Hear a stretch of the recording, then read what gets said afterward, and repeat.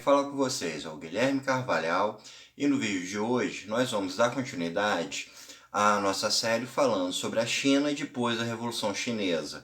Então deixa aí a sua clicada em curtir e se inscreva para acompanhar o nosso conteúdo. Nos vídeos anteriores no primeiro vídeo traçamos um preâmbulo da situação na China que levou à Revolução. Falamos sobre os primeiros anos do processo revolucionário. No segundo vídeo falamos sobre o grande salto adiante e da Revolução Cultural. No vídeo de hoje a gente vai falar sobre uma grande mudança que aconteceu nessa trajetória da China, que foi a chegada do Deng Xiaoping ao poder após a morte de Mao Tse-tung em 1976. O Deng Xiaoping, ele é um comunista de longa data na China. Já na década de 1920 ele fazia parte do Partido Comunista Chinês, ele participou da parte burocrática, ele participou de produção de jornais, ele participou de atividades militares, ele sempre foi muito ativo dentro do Partido Comunista Chinês e com a Revolução em 1949 ele chegou a ter grandes cargos dentro do governo chinês. Porém, com a Revolução Cultural, ele acabou sendo bastante prejudicado, porque ele foi colocado como um contra-revolucionário, como um traidor, como alguém que não estava alinhado com os ideais do Partido Comunista e acabou perdendo muito espaço, acabou sendo até mesmo ferido fisicamente e se afastou bastante da política chinesa. Quando começou a se preocupar com o que seria da China após a morte do Mao Tse-tung, quando ele ainda estava vivo e se pensava que seria depois, ele acabou retornando à política e conseguiu o grande poder e se tornou o sucessor do Mao Tse-tung como o grande líder da China. O Deng Xiaoping ele foi responsável por um processo de abertura econômica na China, que foi o primeiro passo que levou a moldar o modelo econômico da China que temos hoje em dia. Há certas comparações de que o Deng Xiaoping teria feito um processo na China semelhante ao do Gorbachev na União Soviética. Porém, o modelo que o Gorbachev teve na União Soviética foi de uma abertura econômica e política, de uma transição para o capitalismo que simplesmente acabou com todo o modelo do comunismo. No caso da reforma do Deng Xiaoping, ela foi uma reforma muito mais no âmbito da economia, porque o Partido Comunista Chinês continua sendo o detentor do poder até os dias de hoje. A China continua sendo uma ditadura, continua acontecendo violações a direitos humanos constantes, você não tem um ambiente democrático. A gente pode ver nos próprios protestos que aconteceram em Hong Kong no ano passado, que continuam acontecendo ainda, que não há um ambiente democrático, que é um ambiente autoritário.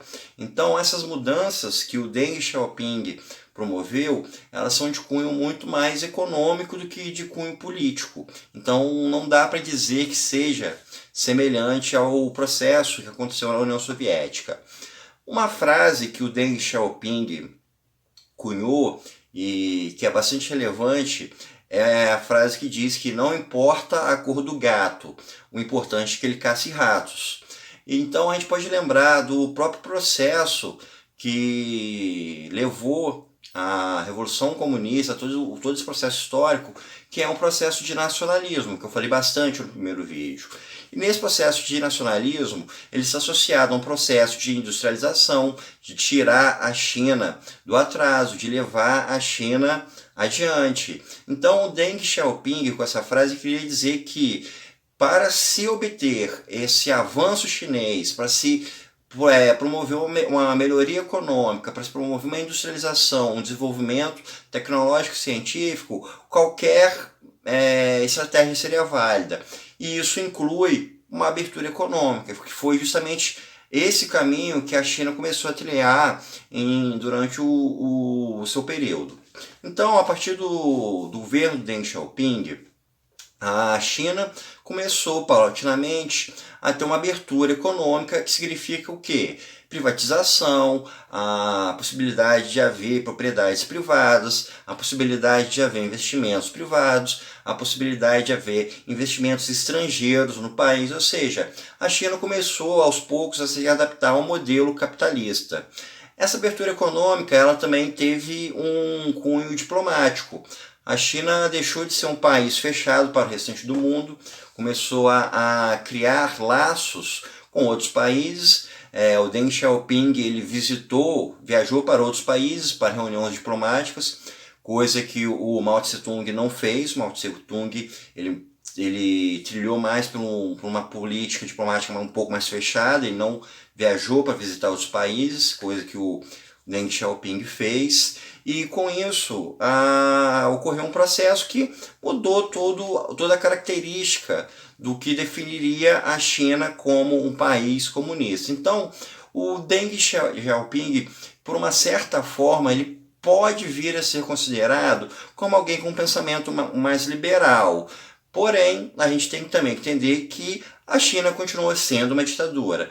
Um caso bastante clássico, quando se analisa o período do Deng Xiaoping, foi o massacre da Praça de Maio em 1989, que tem uma das imagens mais emblemáticas da política do século XX, que é aquela foto de um rapaz que parou na frente de uma fileira de tanques.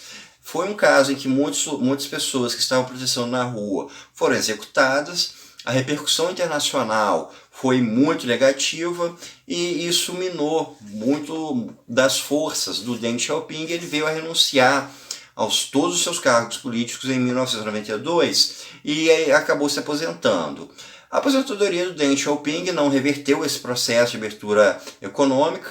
Esse processo ele continuou e vários líderes depois seguiram por essa mesma linha, não teve nenhuma reviravolta nesse processo de abertura chinesa, tanto é que hoje a gente vê a China como um país muito importante na economia mundial. É um dos maiores consumidores das exportações brasileiras.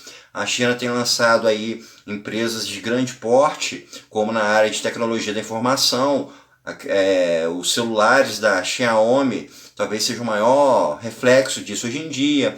Outros casos também como montadoras de automóveis, como a rede de comércio Alibaba, ou seja, a China tem hoje muitas características que são típicas de um mercado aberto, de um mercado capitalista, de um mercado que é regulado por oferta e por demanda e não por um governo definindo o que deve ou não ser produzido. Sendo que não se pode deixar de pensar que o governo chinês ele é muito influente na economia, ele não deixou de existir, ele apenas reduziu boa parte da sua participação. Tanto é que na China atual, mais de 50% da população é trabalhadora assalariada, mais de 50% das propriedades produtivas, né, das empresas, elas também são privadas, o que leva a caracterizar o país como um país capitalista. Essa discussão se a China ainda é comunista ou se ela é capitalista, ela é bastante complexa, e no próximo vídeo eu vou abordar justamente isso, sobre alguns pensadores que tentam entender, que tem algumas abordagens sobre o que seria a China hoje. Então, pessoal, isso é tudo por hoje. Espero que vocês tenham gostado e até o nosso próximo encontro.